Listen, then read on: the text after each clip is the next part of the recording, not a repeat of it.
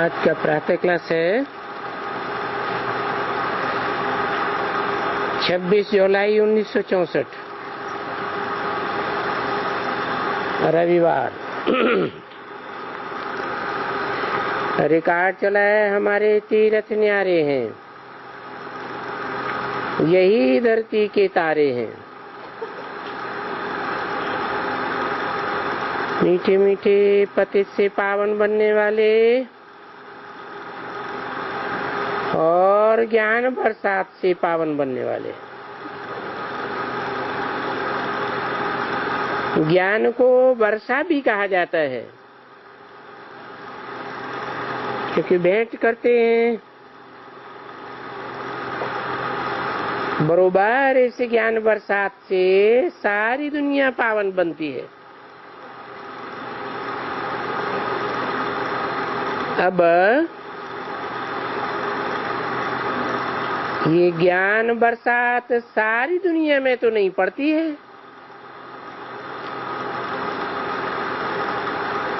वो बरसात तो सब जगह पड़ती है, पर यहाँ फिर गाया हुआ है जो पिया के साथ है उनके लिए बरसात है।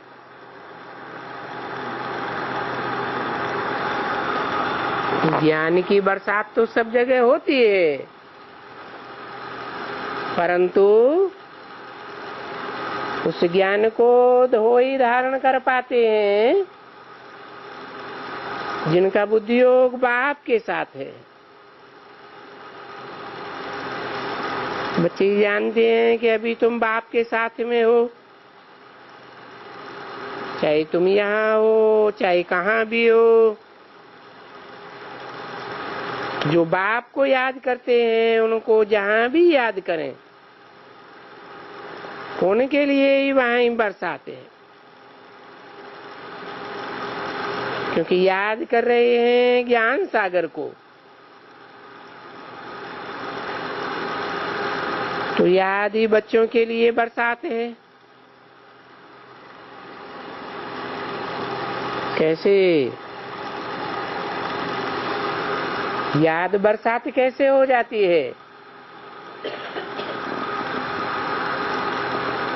जो जितना जितना उस निराकार को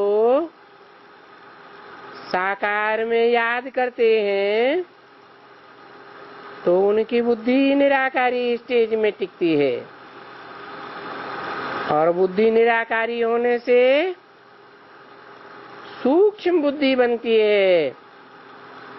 सूक्ष्म बुद्धि में ज्ञान गहराई से टपकता रहता है,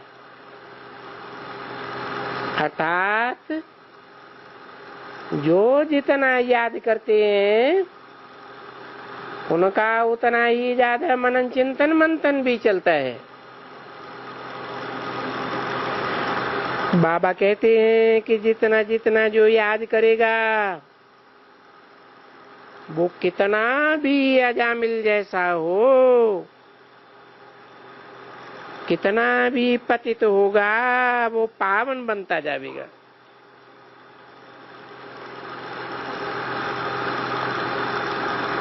तो देखो, जो पिया के साथ में है अथवा दूर भी है, परंतु दूर भी रह करके बच्चों को पावन तो बनना है ना। भले कितना भी दूर हो, घर में बैठे हो, उस ज्ञान सागर की याद ही बच्चों को पावन बनाती है।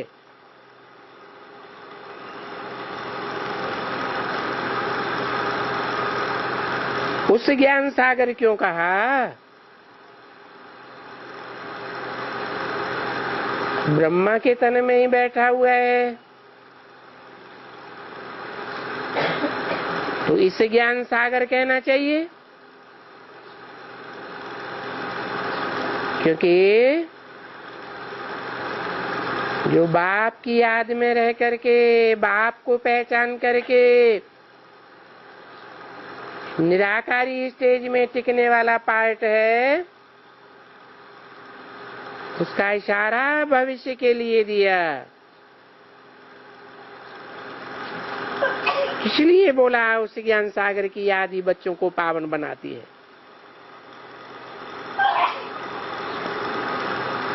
उसकी याद,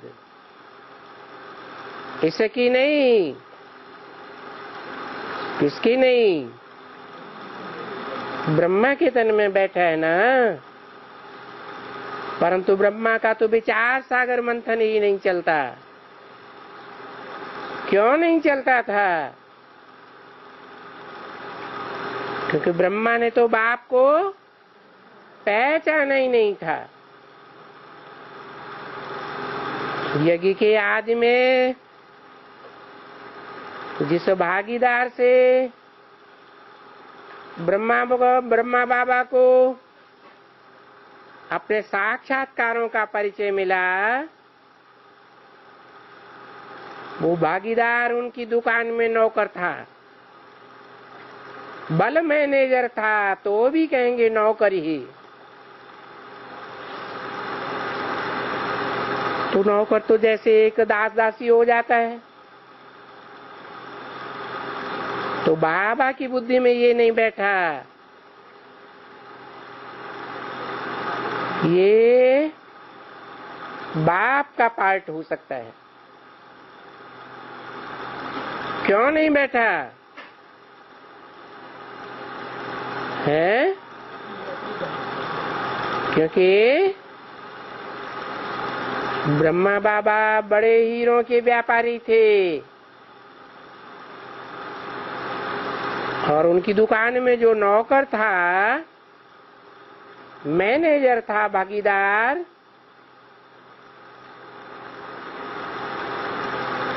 वो एक छोटी सी दुकान का मालिक था, जिसको बाबा ने अपनी दुकान में रख लिया, जिसके लिए बोला 10 वर्ष से रहने वाला। बाबा के साथ 10 वर्ष से दुकान में रहता था।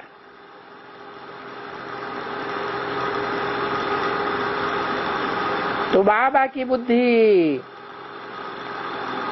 ये पहचान नहीं पाई कि ये एक उतना ऊंचा पार्ट हो सकता है। इसलिए बोला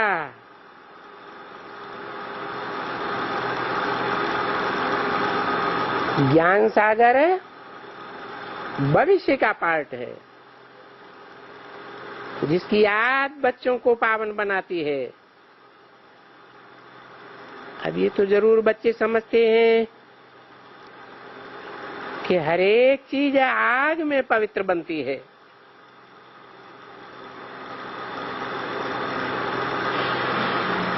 देखो, जेवर होते हैं उनको आग में डालते हैं, फिर गल करके उनमें से खाद निकल जाती है। कुछ न कुछ तो मसाला जरूर डालते हैं ना।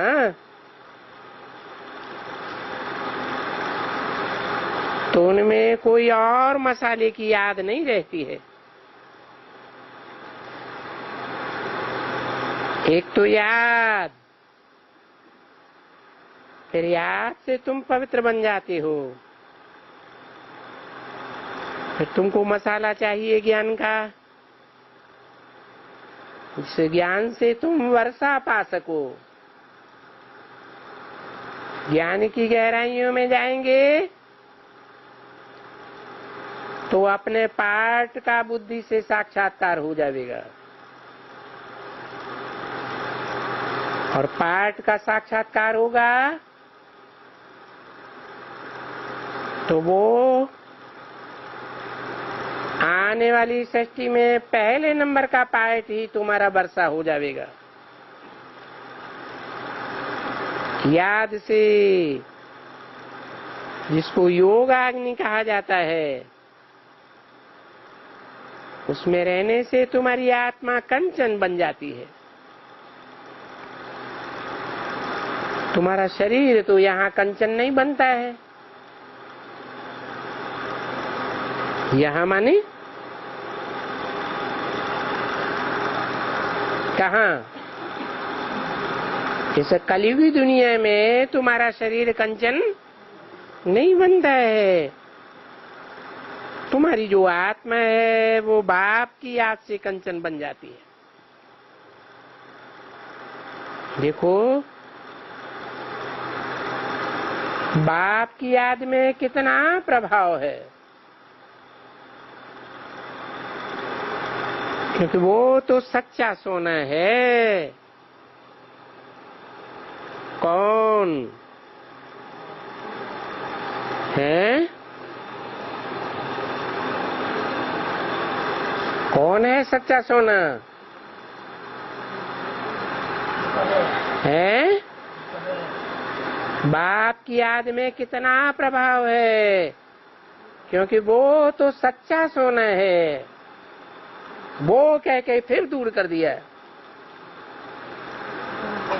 सच्चा सोना क्यों कहा?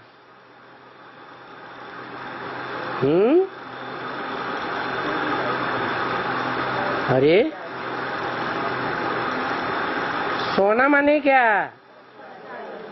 हाँ, जन्म जन्मांतर आत्माएं जो पार्ट बजाती है, उस पार्ट में कितनी सच्चाई है, दिल कितना सच्चा है।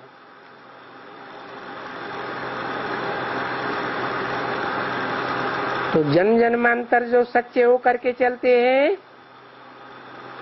उनकी आत्मा जैसे सोने जैसी हो गई। तो उस याद से ही तुम बच्चे कंचन हो जाते हो। याद के लिए बाबा कितना समझाते हैं, रात दिन समझाते रहते हैं। अभी रात दिन तुम अपने ऊपर बरसात बरसा सकते हो।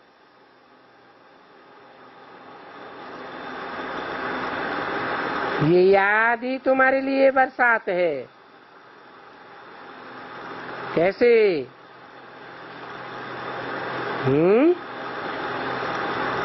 याद में रहेंगे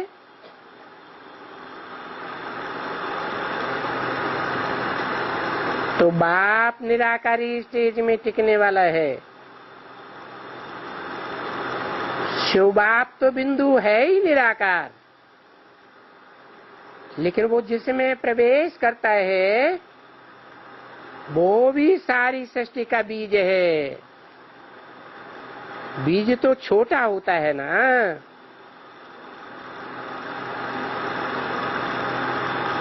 बड़ा का झाड़ कितना बड़ा होता है और उसका बीज कितना छोटा होता है।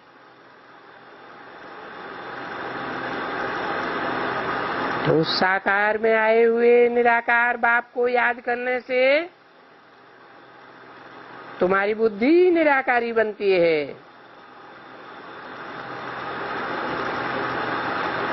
बाप ज्ञान का सागर है, मनन चिंतनशील है। तुम बच्चे भी उसकी याद से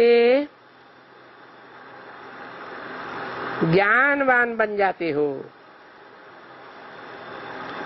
क्योंकि याद से ही वर्षा मिलता है। बाप की याद है तो वर्षा जरूर याद आता है। देखो, तुम बच्चों के लिए कितना सहज है। कहाँ भी हो, ऐसे नहीं है कि कोई को यहाँ बैठ करके स्कूल में पढ़ना है। नहीं, तुम कहाँ भी हो, कहाँ भी तुम्हारे प्राण चले जाएं, तुम्हारे प्राण कितनी भी दूर देश में चले जाएं, सिर्फ याद करने से ही तुम्हारी आत्मा कंचन बन जाती है।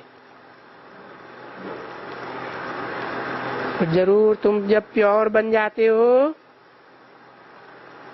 तो तुम्हारा जो शरीर है और ये जो दुनिया है ये पावन हो जाती है। तो तुमको शरीर भी फिर पावन बनता है।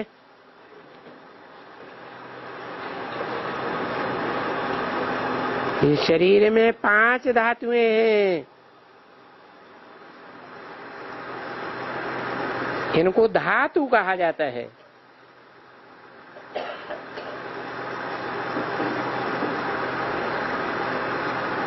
क्या मतलब हुआ?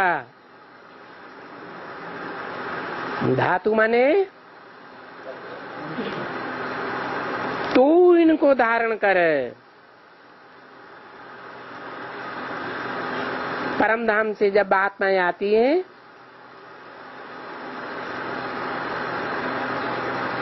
तो इस सृष्टि पर आते ही इन 5 धातुओं को धारण करके शरीर बनता है। जिन धातुओं को कहा जाता है आकाश, वायु इत्यादि। अब ये तो तुम बच्चों को सिखलाया जाता है और तो कोई जानते नहीं है। परंतु तुम्हारे रहने के लिए पावन सृष्टि जरूर चाहिए।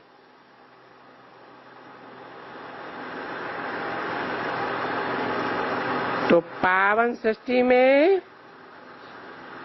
तुम्हारे लिए ये 5 तत्व भी सात्विक हो जाते हैं। तो तुम्हारे खातिर बाप को ये जो पतित सृष्टि है उस पतित तामसी सृष्टि का विनाश करना पड़ता है।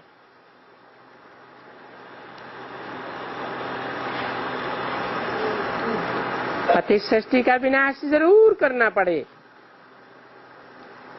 ड्रामा अनुसार।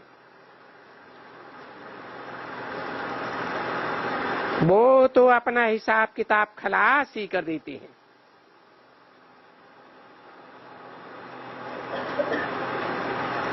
तुम जानते हो कि हमारा हिसाब किताब जो पाप का है उन पापों को जलाना है।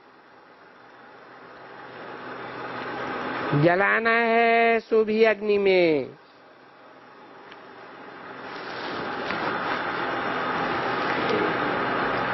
किसको? तुम बच्चों को जलाना है।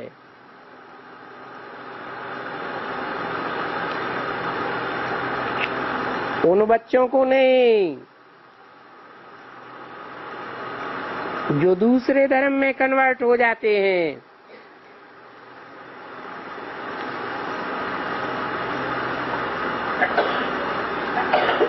इनको भी नहीं। किनको? ब्रह्मा और ब्रह्मा के फॉलोअर्स को। ये भी इस जन्म में शरीर रहते रहते अपने पापों को योगाग्नि में भस्म नहीं कर पाएंगे। फिर भी सूक्ष्म पाप रह जाते हैं तो सूक्ष्म शरीर धारण करना पड़ता है। किनको? कहना ब्रह्मा को या ब्रह्मा को फॉलो करने वालों को। तो इनका भी इस शरीर से इस जन्म में हिसाब किताब पूरा नहीं हो पाता। हाँ, सूक्ष्म शरीर लेने के बाद जब कोई में प्रवेश करते हैं तो ये चंद्रवंशी या चंद्रमा किस में प्रवेश करेगा? है? अरे सूर्यवंशियों में प्रवेश करते हैं। तो प्रवेश करने वाले ज्यादा पावरफुल हुए या जिनमें प्रवेश होता है वो ज्यादा पावरफुल हुए? हैं? कौन पावरफुल हुआ? हैं? आधे कहते प्रवेश करने वाले पावरफुल हुए आधे कहते जिनमें प्रवेश करते हैं वो पावरफुल हुए। अच्छा, जब सारी सृष्टि पतित बनती है तो सबसे ज्यादा पतित और कमजोर कौन हो जाते हैं?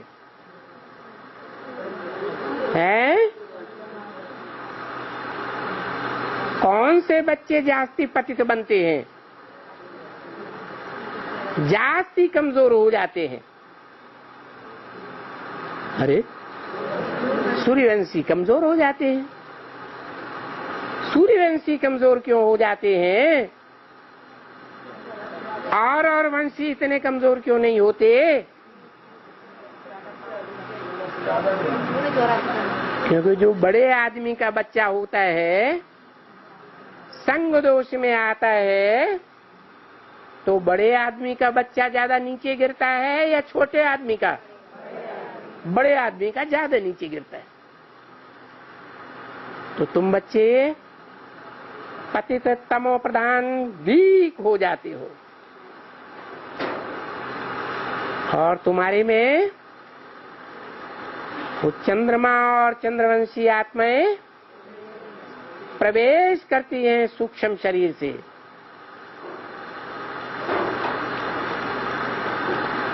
तुम रुद्र के बच्चे हो,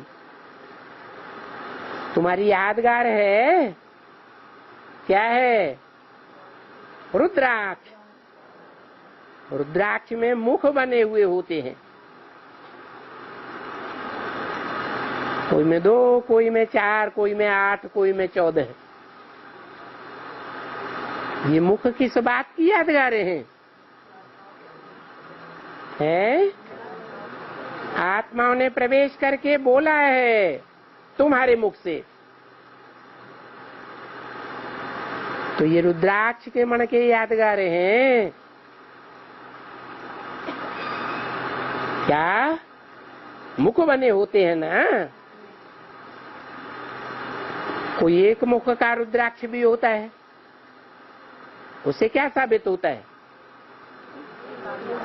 उसमें एक ही आत्मा प्रवेश करेगी,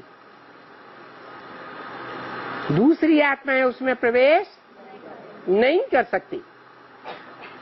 और जो प्रवेश करेगी वो ज्यादा पावरफुल होगी या कम पावरफुल होगी? ज्यादा पावरफुल होती है। तो अब पता चला शंकर के माथे पर चंद्रमा क्यों दिखाया जाता है?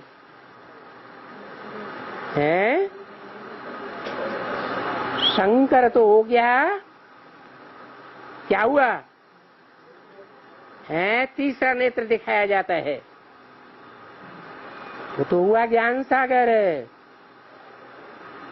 जो नेत्र तीसरा दिखाया जाता है उसका नाम क्या है? शिव नेत्र। क्यों कहा जाता है? क्योंकि शिव ही उसमें प्रवेश करता है।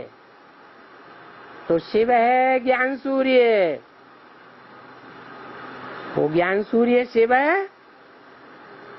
साकार में प्रवेश करता है। तो साकार के द्वारा रुद्र ज्ञान यज्ञ रचा जाता है। रुद्र कहा ही जाता है जो रौद्र रूप धारण करे। यज्ञ के आदि में भी रौद्र रूप धारण किया था। इसे सिंध हैदराबाद में सारा यज्ञ विध्वंस हो गया और आदि में हुआ सो अंत में भी होना है। तो देखो देखो कैसे हिसाब किताब खलास कर देते हैं। सारी सृष्टि का हिसाब किताब खलास होता है। तो पापों को जलाना है, जलाने के लिए कोई वो अग्नि नहीं है स्थूल। ये ज्ञान अग्नि जब कहते हैं तो समझते हैं कि सीताएं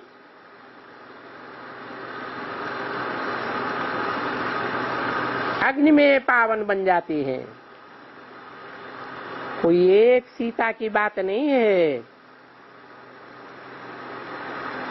एक सीता को पवित्र होने के लिए आग से पास होना पड़ा क्या? और रामायण में कथा सुनी है, सीता के ऊपर दाग लगा कि तुम कुटिया में जाकर के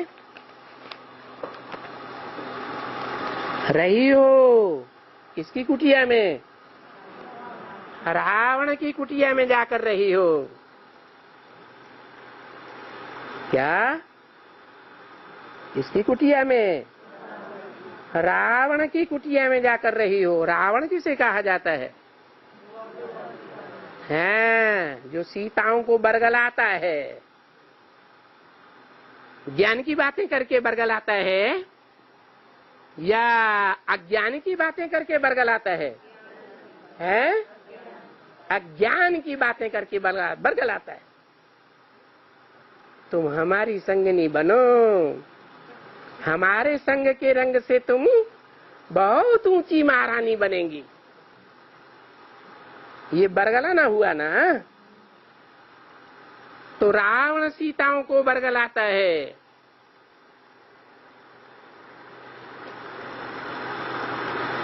वो सीता बरगलाने में आती है? नहीं आती। अरे थोड़ी बहुत आती होगी, नंबरवार तो है सीताएं कि सब एक जैसी 100% है, नंबरवार है। 26/7/64 की वाणी का दूसरा पेज। तो जरूर सीता में कोई दाग लगा होगा। क्या दाग लगा? अच्छा, और जो नंबरवार सीताएं हैं, परसेंटेज वाली पुरुषार्थ करने वाली सीताएं हैं, उनकी बात छोड़ दो। 100% वाली सीता में क्या दाग लगा है? बाबा ने तो बोल दिया, जरूर कोई दाग लगा होगा।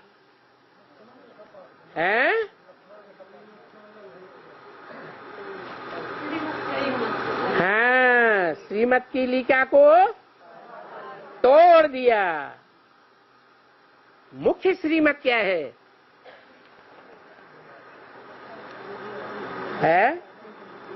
जब 100% पुरुषार्थ करने वाली सीता ने श्रीमत को तोड़ दिया, श्रीमत की लिका को छोड़ दिया, तो बाकी सीताएं श्रीमत की लिका को तोड़ेंगी नहीं? जरूर तोड़ेंगी। तो बोला जो दाग लगा होगा वो मुख्य दाग कौन सा है?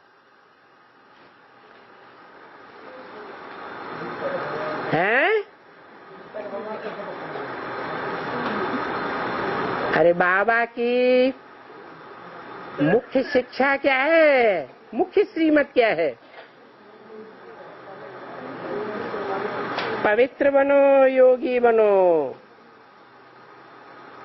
क्या शिक्षा है? योगी बनो। योग भी किस लिए? हाँ, याद की यात्रा तो योग है, लेकिन किस लिए? आत्मा पवित्र बने। तो जो मुख्य श्रीमत है उसको तोड़ा जाता है। कोई पवित्रता की सीमत तोड़ने में थोड़ा, और कोई पवित्रता की सीमत तोड़ने में ज्यादा।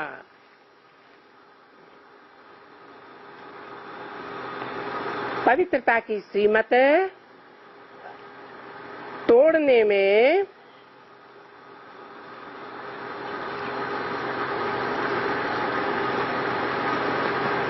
गौतम ऋषि का पत्नी का शाप प्रसिद्ध है। क्या शाप हुआ है? पत्थर बुद्धि बन जा, अर्थात तेरी बुद्धि में पत्थर बुद्धि बनने से ज्ञान बैठ नहीं सकेगा।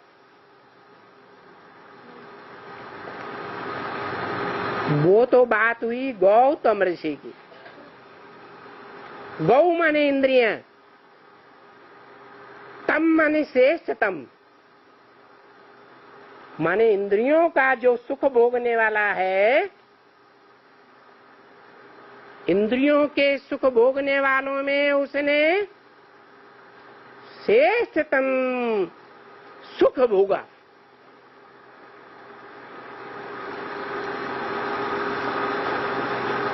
कौन है गौतम? है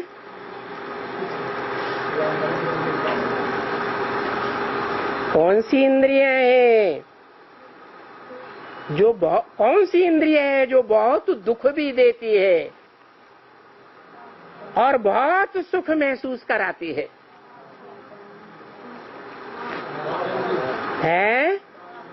आंखें बहुत सुख देती हैं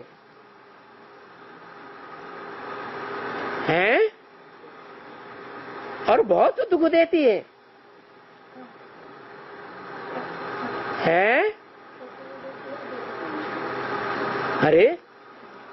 अरे कौन सा विकार है जो बाबा ने बताया कि बहुत दुख देने वाला है? काम विकार।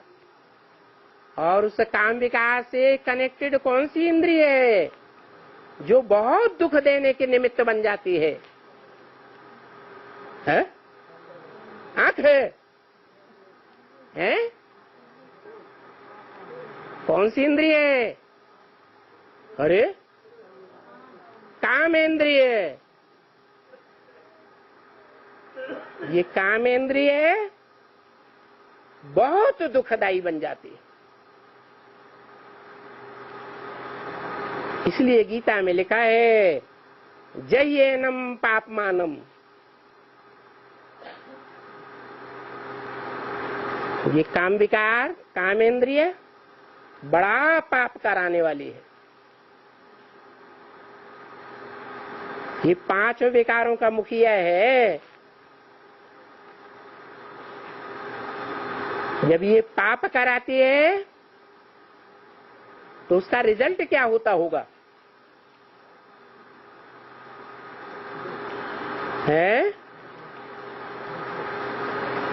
कुछ रिजल्ट आता होगा या नहीं? अच्छा रिजल्ट आता है या बुरा रिजल्ट आता है? बुरा ही रिजल्ट आता है, खासकर ब्राह्मणों की दुनिया में। इसलिए बाबा ने कहा है पूर्व जन्म की कोई वैश्या है, भले इस जन्म में ब्राह्मण बन जाती है, बाबा के पास आ जाती, नजदीक आ जाती है, फिर भी उसका आखिरी अंजाम क्या होगा? फिर भी पुरुषार्थ के अंत में वो कहाँ पहुंचेगी? अरे फिर भी वैश्या बन जाएगी। ये बात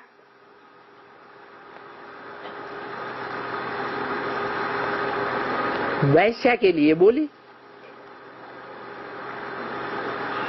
और देवताएं शिवालय में होते हैं या वैश्यालय में होते हैं? तो शिवालय में होते हैं। जो शिवालय में देवताएं होते हैं उनको कामना जागृत नहीं होती। उनको बच्चे होते हैं या नहीं? तो जो बच्चों की पैदाइश होती है देवताई जीवन में, वो श्रेष्ठ इंद्रियों से होती है या भ्रष्ट इंद्रियों से होती है? श्रेष्ठ इंद्रियों से पैदाइश होती है। बल श्रेष्ठ इंद्रियों से पैदाइश होती है, तो भी ब्राह्मणों की संगम की दुनिया में जो शूटिंग होती है, उसमें सतयुगी शूटिंग काल में 76 तक जो शूटिंग हुई, जो वैश्या बनने वाले थे ब्राह्मणों की दुनिया में, उन्होंने श्रीमत का उल्लंघन किया। क्या उल्लंघन किया? किसी मुरली में कहा है कि कन्याएं माताएं बैठ करके जाति जाति के भाइयों को दृष्टि का दान दें, दृष्टि का संग लें, या दृष्टि का संग दें। किसी मुरली में बोला? बाबा ने तो और ही स्पष्ट बोल दिया, तुम बच्चे तो ऐसा नहीं करेंगे। दृष्टि से सृष्टि सुधारना किसका काम है? बाप का काम है। एक बाप ही है जो दृष्टि से सृष्टि सुधार सकता है, बाकी कोई मनुष्य मात्र नहीं है जो दृष्टि योग के द्वारा राजयोग सिखा सके।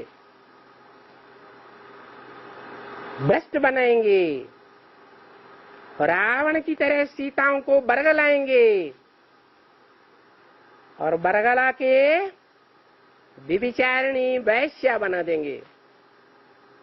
वैश्या किसे कहा जाता है? इसलिए बाबा ने आज मुरली में बोल दिया, आज की मुरली में नहीं बोल दिया, संगम युग में बाबा ने मुरली में बोल दिया। आज घर घर में वैश्यालय है। क्यों बोल दिया? ब्राह्मणों के लिए तो नहीं बोलना चाहिए, क्योंकि बाबा ने ब्राह्मणों का तो नाम नहीं लिया, न शूद्रों का, न वैश्यों का, न क्षत्रियों का। बाबा ने जनरल बात बता दी। आज की दुनिया में घर घर में वैश्यालय है। क्यों बोला? इसलिए बोला कि मुरली में बोला है, तुम बच्चे 10, 20, 50 भूले दृष्टि की रोज करते होंगे। दृष्टि चलायमान हो जाती है किसी के साथ, तो वो शूटिंग हो जाती है। दृष्टि चलायमान होने से दृष्टि व्यभिचारी हुई या नहीं हुई? बाबा तो कहते अगर एक के अलावा दूसरे से ज्ञान सुना, दूसरों के प्रभाव में आ गए, दूसरों की बातों के प्रभाव में आते हैं ना, तो ज्ञान भी व्यभिचारी हो जाता है। ये तो दृष्टि की बात है।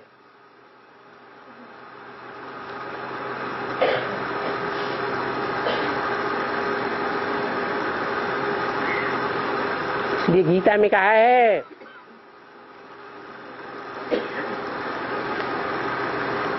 ज्ञान के मुकाबले इस दुनिया में कोई चीज नहीं है जो इतनी पवित्र हो जितना ज्ञान।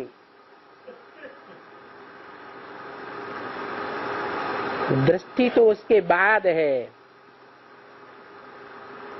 ज्ञान सूक्ष्म है या दृष्टि सूक्ष्म है? ज्ञान सूक्ष्म है, दृष्टि तो फिर भी स्थूल आंखों से दी जाती है। तो देखो, सतयुगी शूटिंग काल में ब्राह्मणों की दुनिया में ये दृष्टि का लेन देन किसने शुरू कर दिया है? जिसने शुरू कर दिया उसी के लिए बाबा ने बोला अहिल्या।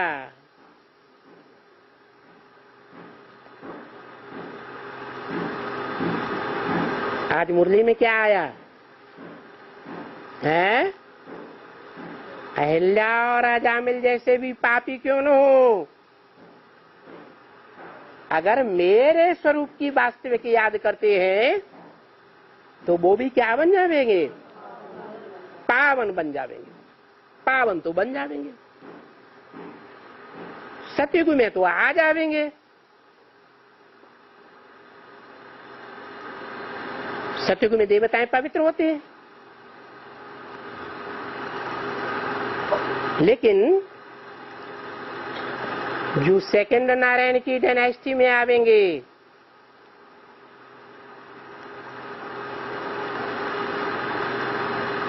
वो द्वापर युग में जाकर के इस्लाम धर्म में कन्वर्ट होंगे या नहीं होंगे? होंगे, क्योंकि सेकंड नारायण की बुद्धि में ये नहीं बैठता कि दृष्टि से भी अपवित्र बन जाते हैं।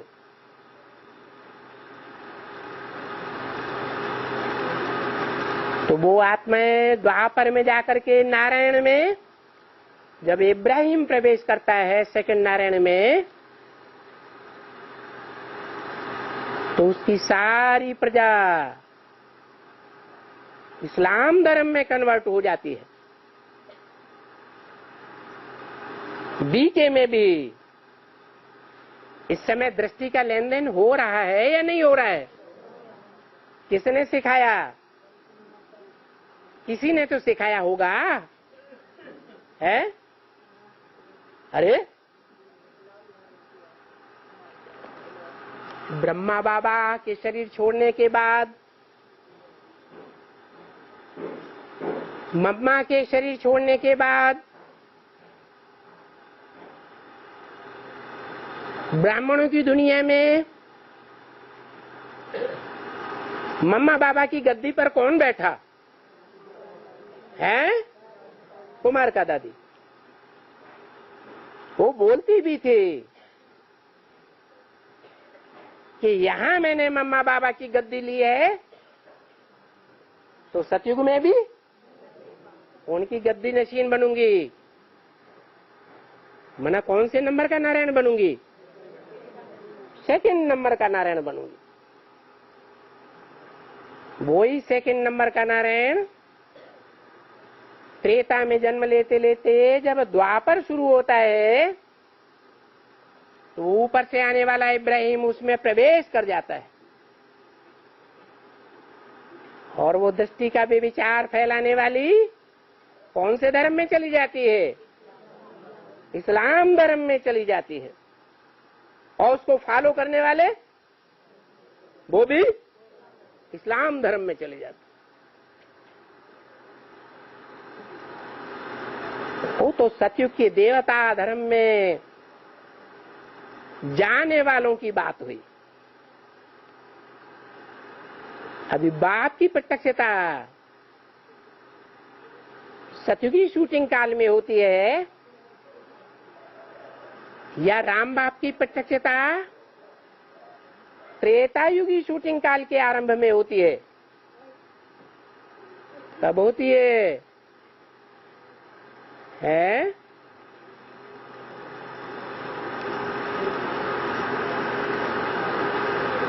अरे रिवाइज करो एडवांस कोर्स षष्ठी चक्र, नहीं तो सारा भूल जाएगा। है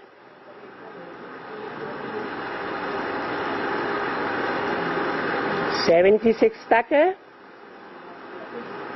राधा कृष्ण की आत्मा निमित्त बनती है। षष्ठी चक्र में सतयुग में मुख्य आत्माएं कौन दिखाई है? राधा कृष्ण दिखाई। तो राधा कृष्ण उर्फ मम्मा बाबा की आत्माएं सतयुगी शूटिंग काल की निमित्त बने, जो 76 तक चला। 76 में राम बाप की प्रत्यक्षता होती है। त्रेता युग शुरू हो जाता है, त्रेता युग की शूटिंग शुरू होती है। तो त्रेता युग की शूटिंग में क्षत्रिय धर्म वाली आत्माएं जो यज्ञ के आदि में राम बाप के साथ फेल हो गई थी, वो शूटिंग पीरियड में ऊपर आ जाती है।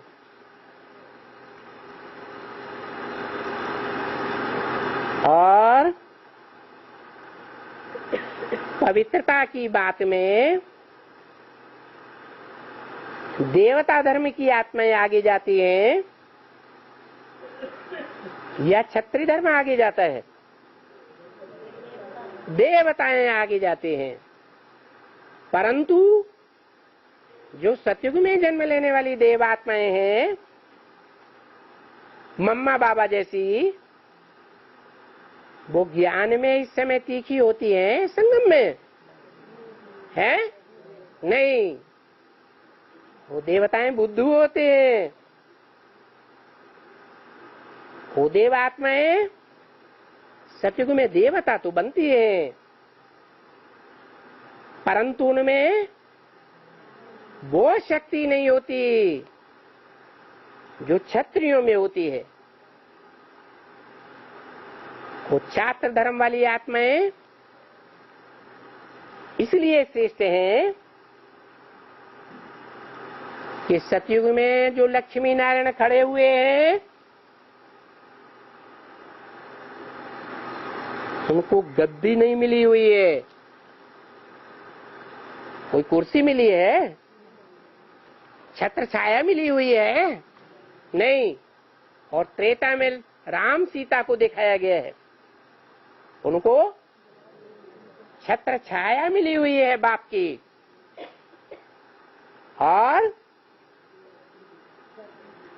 और गद्दी भी मिलती है। वही क्षत्रिय आत्माएं द्वापर कलयुग में आकर के राजाएं बनते हैं। और वो देव आत्माएं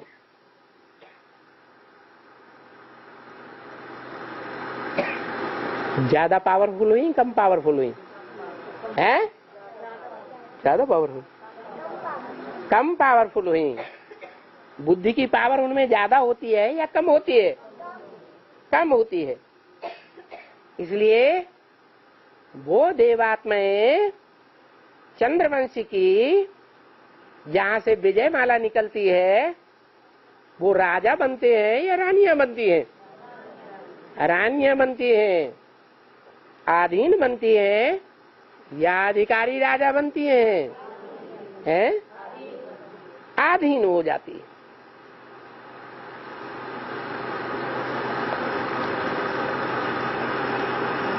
ताकत नहीं रहती उतनी। लेकिन वही रानियां द्वापर कलयुग में पवित्र रहने के स्वभाव वाली होने के कारण कलयुग के अंत आते आते ज्यादा पतित बनती हैं या राजाएं ज्यादा पतित बनते हैं? राजाएं ज्यादा पतित बनते हैं।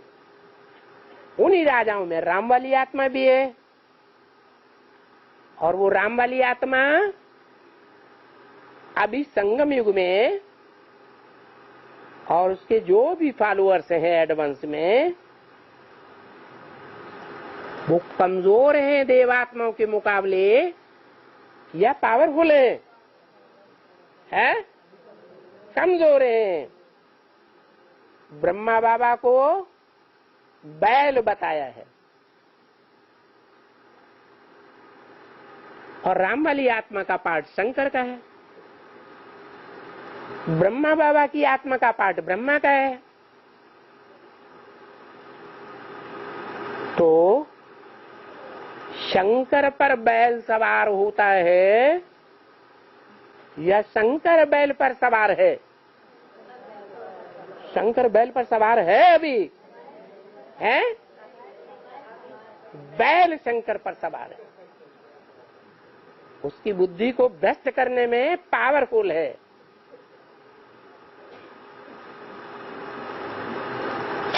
लेकिन पुरुषार्थ करते करते जो बाप है उस बाप का याद का पुरुषार्थ करते करते अंत में विजय किसकी होगी? बाप की विजय होगी। जो भी बाप के फॉलोअर बच्चे हैं उनकी विजय हो जाएगी। जब विजय होगी तो शंकर बैल पर सवार होगा या बैल शंकर पर सवार बना रहेगा? शंकर बैल पर सवार हो जाएगा। अभी बैल कहो, ज्ञान चंद्रमा कहो, वो शंकर के सर पर सवार है। इसलिए बुद्धि को प्रभावित कर देता है। और जब राम की बुद्धि प्रभावित हो जाती है तो सीता की बुद्धि है प्रभावित होगी या नहीं होगी? और सीता एक है या अनेक? तुम सब सीताएं हो। तो बात हो रही थी सीताओं के ऊपर लगे हुए दाग की। सतयुग में तो दाग लगा दृष्टि का। दृष्टि योग से सीता दूषित हो गई। और त्रेता युगी, द्वापर युगी, कलयुगी शूटिंग में जो भी एडवांस पार्टी की आत्माएं फीमेल चोले से सीता के रूप में है, उन पर कौन सा दाग लग जाता है नंबरवार?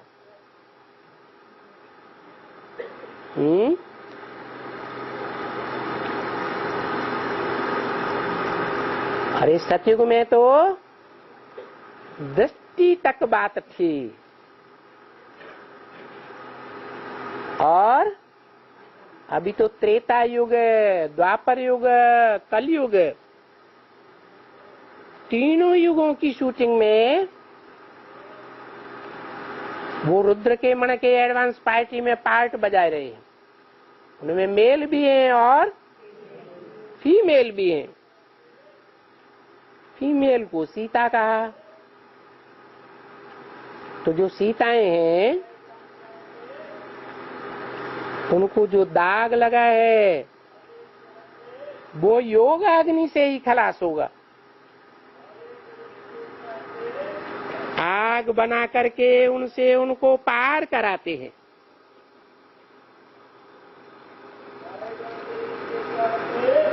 क्या कहा है? क्या बनाते हैं? चिता बनाते हैं। काहे की चिता? आग की चिता बनाते हैं। चिता बना करके स्थूल अग्नि की चिता बनाते हैं। रामलीला खेलते हैं तो उसमें सीता को पार कराते हैं। है कौन सी आग? है नहीं, ये सारा संसार विषय वैतरणी है। ये सारा संसार विषय सागर है। तो ये चिता भी क्या है? काम अग्नि है। ये काम अग्नि जलाते हैं। बहुत ही ठग लोग होते हैं। क्या? क्यों ठग कहा है? अरे ठग क्यों कहा? वो ठग ले दिखलाते हैं कि देखो हम भी आग से पार हो सकते हैं। क्या? इसे अग्नि से, कौन सी अग्नि? काम अग्नि से हम भी पार हो सकते हैं। कांडे बहुत डाल देते हैं। 4 कोस और उनके ऊपर से फिर वो पास हो जाते हैं। अभी ऐसे तो कोई पास नहीं हो सकते, जरूर उनके पास कोई युक्ति होगी, कुछ न कुछ है।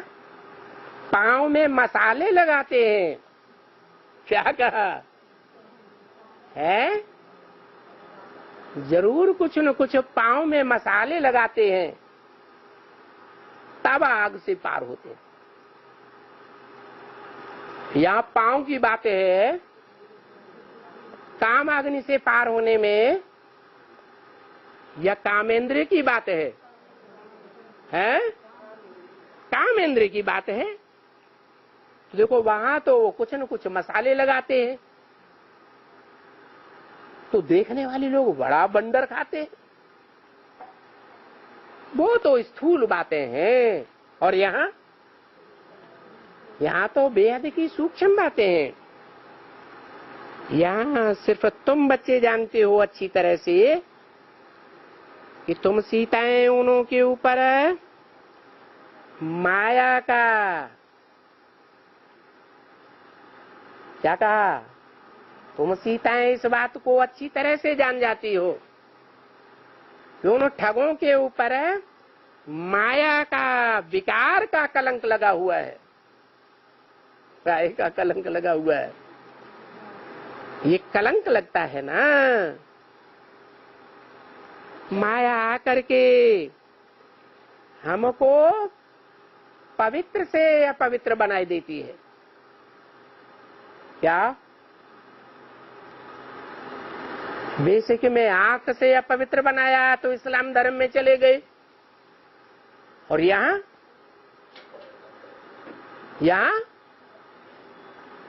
अरे यहाँ शिव के मंदिर में जो लिंग बनाते हैं और उसमें बिंदु रखते हैं, वो किसकी यादगार है? अरे लिंग किसकी यादगार है? बिंदु किसकी यादगार है? बिंदु शिव की यादगार है। जैसे सोमनाथ मंदिर में लाल पत्थर का लिंग था और उसमें हीरा जड़ा हुआ था, वो हीरा किसकी यादगार? शिव ज्योति विद्यु की यादगार। और लाल लिंग का पत्थर साकार की यादगार। तो देखो ये माया करके हमको पवित्र से अपवित्र बनाती है, काला करती है। तो तुम बच्चों को, सीताओं को बाबा ने समझाया, तुम बच्चे सभी सीताएं हो, तुमको इससे पार होना है कि डूब मरना है? पार होना है। ये जो योग अग्नि है उसमें तुम्हारे जो भी पाप हैं सभी धोए जाते हैं। तो देखो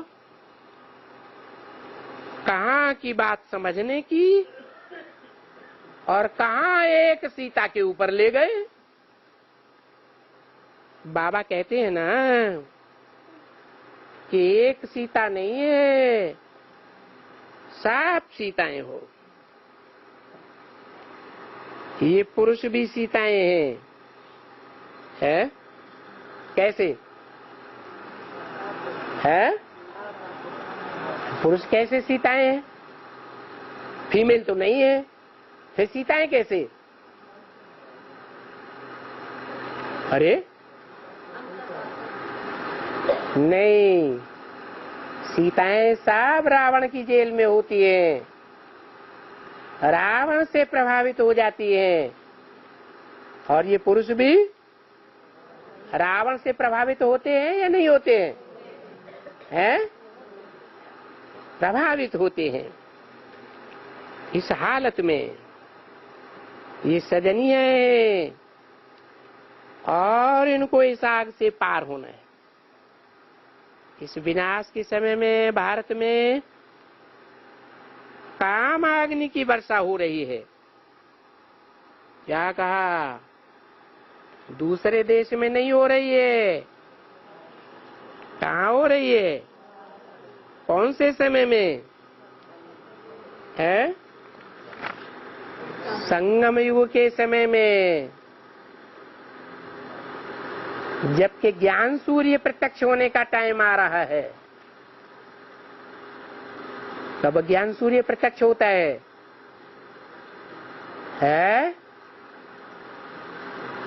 रात्रि के 12 बजे।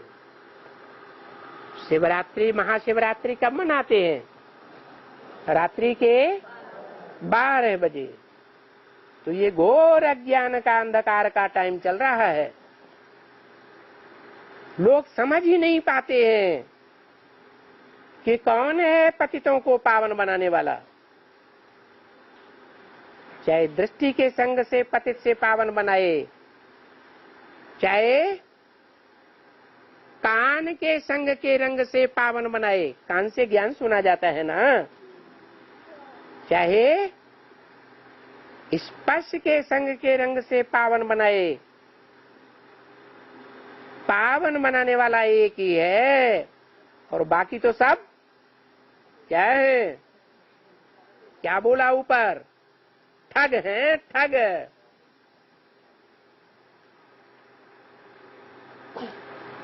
तो बताया इस समय में भारत में काम अग्नि की वर्षा हो रही है। ऐसा ही कहेंगे। इस समय में माने किस समय में?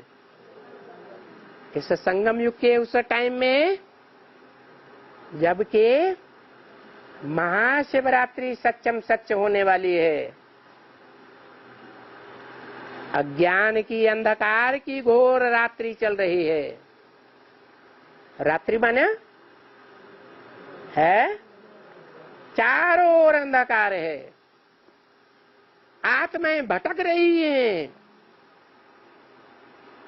इस बात के लिए अंधेरे में दिखाई पड़ता है? दिखाई नहीं पड़ता। इस बात का अंधेरा क्या ज्ञान? बाप की पहचान हो गई है तो सबसे बड़ा ज्ञान है। तो अज्ञान किस बात का? हाँ, आज कहते हैं बाप आया हुआ है, कल कहते हैं हम तो मुगालते में आ गए थे। अरे ये बाप नहीं, ये तो कोई शैतान है। तो निश्चय बुद्धि हुए या अनिश्चय बुद्धि हुए? हैं? अनिश्चय का ग्रहण लग गया। दुनिया में काम अग्नि की वर्षा हो रही है। तो उनको बुझाने के लिए बाबा कहते हैं कि तुमको इसे याद की अग्नि में, योग अग्नि में रहना पड़ता है। कौन सी याद की अग्नि में है? व्यभिचारी याद की अग्नि में, अनेकों की याद की अग्नि में।